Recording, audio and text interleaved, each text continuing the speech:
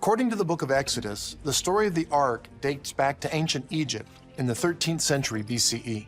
They told us the Ark of the Covenant was lost or destroyed. They said the stories were just myths, but new evidence suggests the history books are missing a huge chapter.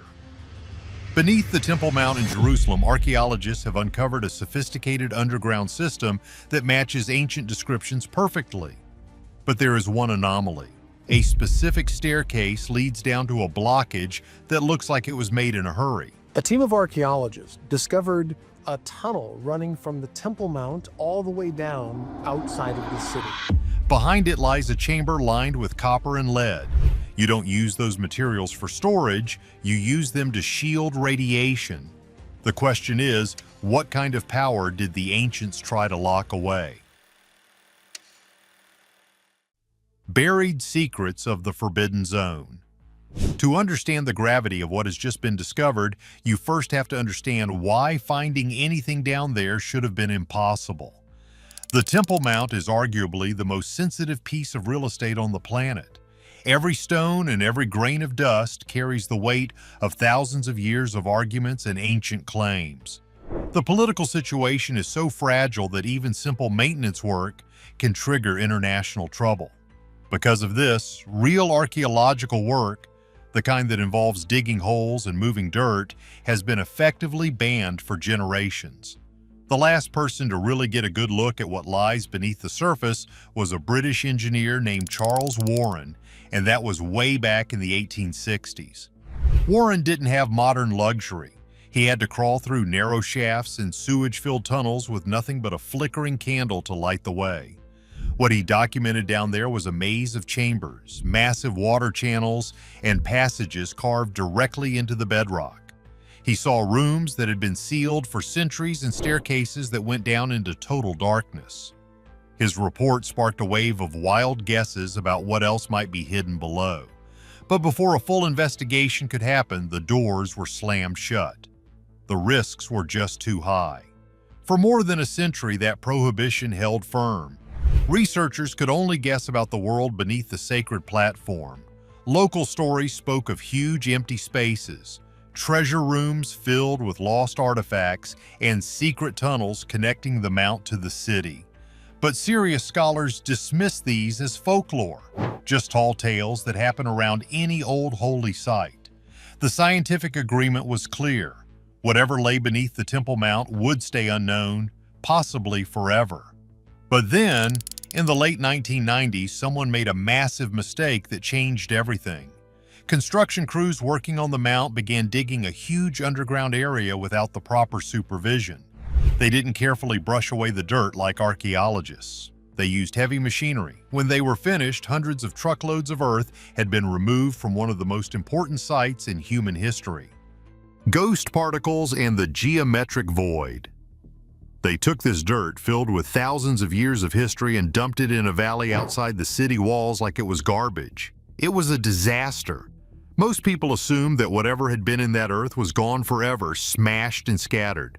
But a small group of researchers refused to give up. In 2004, they launched a project to save what had been thrown away. They went to the dump site and started sifting through the debris bucket by bucket. It was slow, boring work. Volunteers spent hours under the hot sun looking for anything that didn't look like a rock. At first, they only found small things like pottery shards and animal bones. It was interesting but not history-changing. But then the seals began to appear. In the ancient world, a seal was like a signature. You pressed it into soft clay to prove a document was real. These tiny pieces of clay are like gold to historians because they preserve actual names. The sifters found dozens of them. One bore the name of a priestly family mentioned in ancient texts. This tiny piece of clay was physical proof that a person from the stories had actually existed, walked the stones of the temple, and pressed this seal with their own hand 3,000 years ago. They found more seals, an ivory comb, and coins from different empires. Each object was a clue, but the location of the finds was the real key. The researchers realized the objects weren't random. They clustered in a way that suggested they came from a specific spot deep underground. The debris pattern pointed toward sealed chambers that had remained untouched for over 1,000 years. The question wasn't if hidden spaces existed anymore. The question was, what was inside them? But since they couldn't dig, they needed a new way to see through the stone. For decades, the technology to peer beneath the surface simply didn't exist. Ground-penetrating radar was too weak to go through dozens of feet of solid rock. But technology moves fast. In early 2023, a new research team arrived in Jerusalem with equipment that Charles Warren could never have imagined. This brings us to the moment where modern science finally caught up with ancient secrets. The team used a technology called muon tomography. It's the same tech they used to find hidden voids inside the Great Pyramid of Giza. Muons are tiny particles from space that pass through solid objects. By measuring how they travel through the ground, researchers can create a three-dimensional X-ray of the mountain without lifting a shovel. They focused on the southern slope, an area where the bedrock drops sharply. When the data came back, the researchers could hardly believe their eyes. The scans showed perfect geometric shapes where nature should have only made rough stone. There were rectangular rooms, straight tunnels, and what looked like stairways going deep into the bedrock. These were definitely man-made. When the team took their modern radar data and laid it over the hand-drawn maps Charles Warren made in the 1860s, it was a perfect match. The hallways Warren saw, the blocked passages he couldn't reach, and the chambers he guessed were there. They all appeared on the digital scans exactly where he said they would be.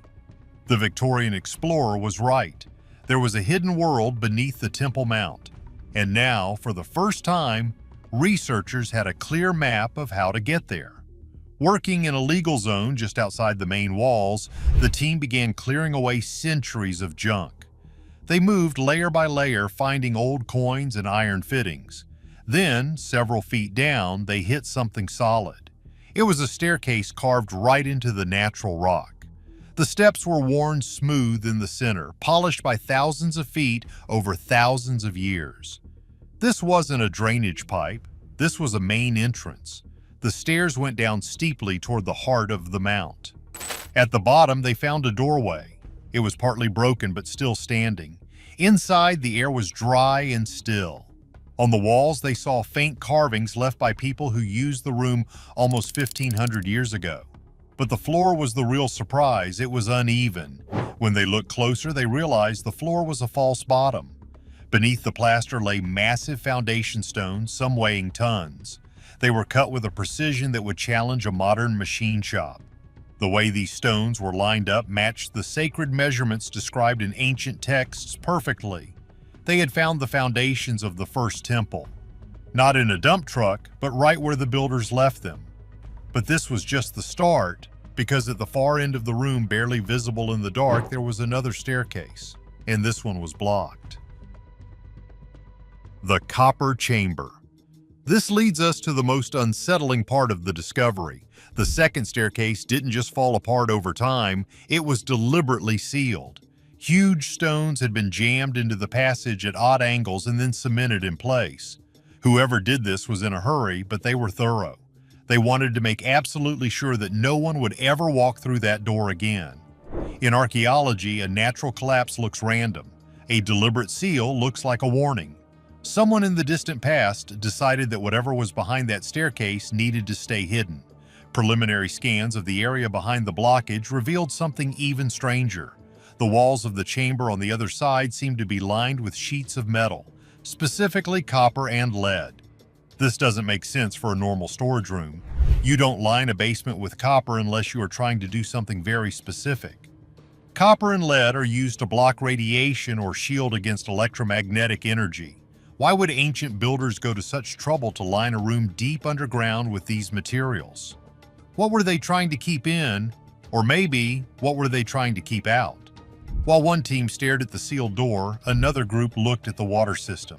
In ancient times, water was huge. It wasn't just for drinking, it was for cleaning and rituals. But the system the researchers mapped was way too advanced for just washing up. Miles of channels had been carved into solid rock, lined with a special plaster that was still watertight after 3,000 years.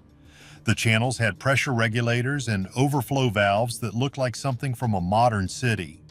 The scale was massive. Estimates suggest it could hold millions of gallons. That is way more water than you need for religious ceremonies, even with big crowds. This suggested the water had another job. One radical theory is about sound. Some researchers think that water moving through stone channels at high pressure can create low vibrations. These are sounds you feel in your chest more than you hear with your ears. If the system was built to make these vibrations, the whole mountain would hum like a giant instrument. It would change the way people felt when they stood up there. Others point to the type of stone. It has a lot of quartz in it. Quartz can create a small electric charge when you squeeze it.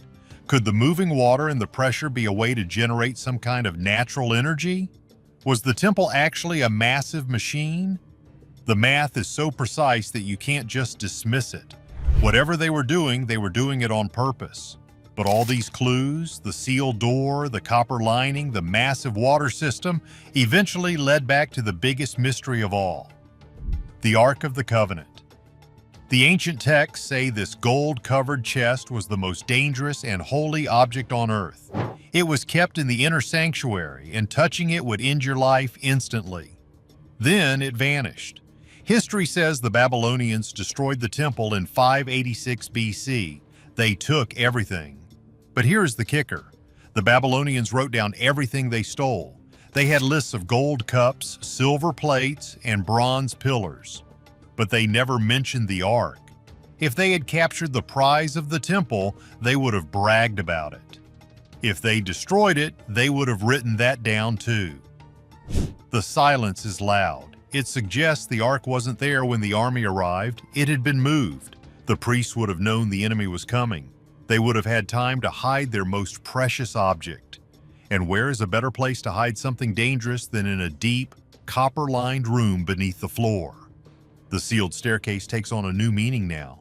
If the priests were hiding something that was actually dangerous, something that gave off energy or radiation like the stories say, then the engineering choices make sense. You bury it deep, you line the walls with metal, and you seal the door so tight that it takes 3,000 years to find it again. The researchers are now preparing for what they call the final look.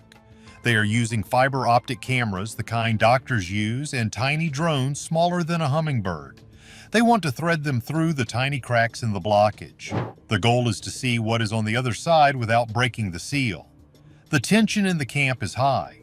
One wrong move could cause a collapse that buries the door forever. At night, the team sits around monitors looking at the fuzzy images. They know they are standing on the edge of history. They also know that once you open a door like this, you can't close it again. The data is still being processed by computers, but the early results are shocking. We aren't guessing anymore. We are looking at a city beneath the city. The seals beneath Jerusalem are still holding, but not for long. The stones are exactly where they were placed by men who were afraid of what they had buried. The water channels are still waiting for the flow to return. Cameras are inching closer to that final room. The silence that has lasted for millennia is thinning out. When that final barrier is crossed, it won't just tell us what was hidden, it will tell us why. And when we finally see what is in that copper-lined room, it might change everything we think we know about the past. Are we ready to know the truth? Or was it hidden for a reason? See you in the next one.